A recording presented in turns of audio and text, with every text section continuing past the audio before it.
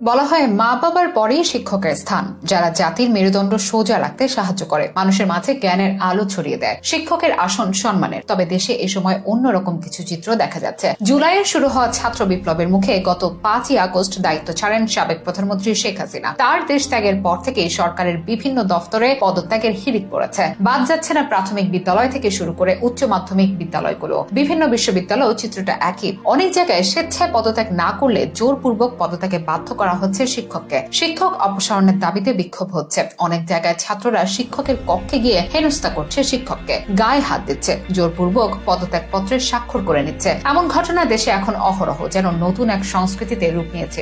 এটি জাতির জন্য কতটা ভালো আর কতটা খারাপ, যুক্তিসঙ্গত কিনা সেই নিয়ে অনেকের চিন্তা। এখন অনেকের অভিযোগ, রাজনৈতিক স্বার্থ হাসিলের জন্য বিদ্যালয়ের সাধারণ শিক্ষার্থীদের ব্যবহার করা হচ্ছে। অনেকে আবার বলছেন এসব শিক্ষকদের কৃতকর্ম ও রাজনৈতিক সক্রিয়তার ফলস্বরূপ এমন হেনস্থার শিকার হতে হচ্ছে, যা তাদেরই প্রাপ্য। পক্ষে বিপক্ষে দুই রকম মন্তব্যই দেখা যাচ্ছে অনলাইনে। এরই মধ্যে পদত্যাগে বাধ্য হওয়া এক শিক্ষকের আর্তনাদ ভাইরাল হয়েছে ফেসবুকে। চাতলপাড় ডিগ্রি কলেজের সাবেক সেই প্রধান শিক্ষক লিখেছেন, আমি আমার ছাত্রদেরকে নিজের সন্তানের মতো ভালোবেসেছি, তাদের উত্তম ভবিষ্যতের জন্য চেষ্টা করেছি, আদর দিয়েছি, সোহাগ করেছি, ধমক দিয়েছি, বুকে টেনে নিয়েছি, কিন্তু তাদের চাহিদা হয়তো পূরণ করতে পারেনি। তারা আমাকে চায় না, আমি মেনে নিয়েছি। তবে এই পদ্ধতিটি মেনে নিতে পারেননি তিনি বলেন, পৃথিবীর কোন ছাত্র যেন তার নিকৃষ্ট শিক্ষকটিরও রিজিক বন্ধের হাতিয়ার না হয়। এই পদ্ধতি যে কতটা বেদনার, কত কষ্টের, তা আমি ভুক্তভোগী, আমি ভালোভাবে টের পেয়েছি। আমি যেন এই পদ্ধতিতে বিদায় হওয়ার পৃথিবীর শেষ শিক্ষকটি হতে পারি। তিনি প্রশ্ন রাখেন, শিক্ষক বিদায় করার অনেক পদ্ধতি আছে, সেগুলো প্রয়োগ করা হোক, ছাত্র দিয়েই কেন? তার এই প্রশ্নটি